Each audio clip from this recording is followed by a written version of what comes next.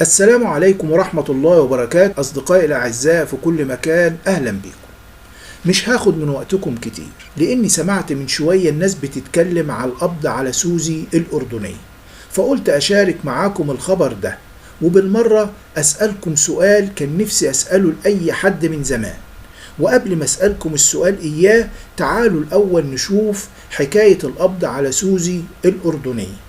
الناس بتقول إن في عدد من المواطنين الشرفاء اتقدموا بعدد كبير من البلاغات ضد سوزي الأردنية.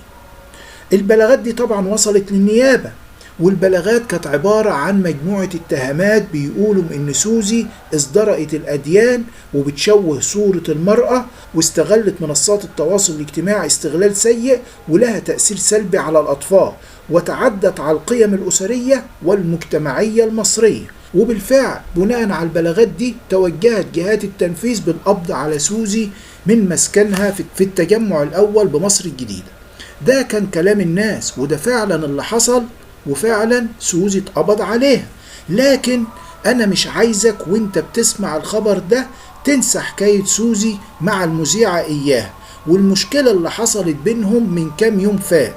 هتسألني وتقول لي تقصد ايه؟ هقولك علي صوتك اصلي مش سامع. وقبل ما تعيد سؤالك تاني هسألك سؤال كان في واحد نيته مش كويسة قال لي بسأله لأصحابه. السؤال بيسأل عن رأيك في القبض على سوزي في الوقت ده بالذات.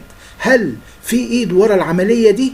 يعني يمكن تكون دي تصفية حسابات عشان كل واحد يعرف مقامه كويس، ولا فعلا دي بلاغات من ناس شرفة فجأة حسوا بالكوارث اللي بتعملها سوزي وتأثيرها السلبي مش على الأطفال وبس وعلينا إحنا كمان. فياريت اللي فيكم عنده جواب على السؤال يكتب ويقول لي في التعليقات. وسلام.